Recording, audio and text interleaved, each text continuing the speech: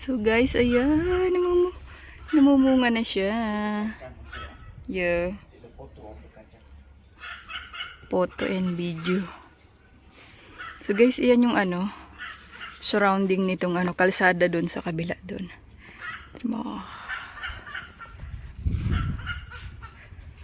So, ang daming bunga.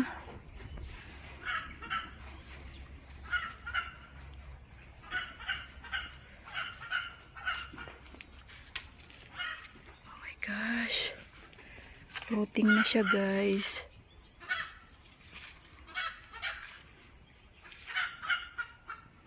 May mais, pero yung mais kinain ng unggoy.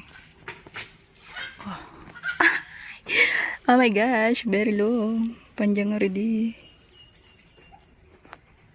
Oh, see?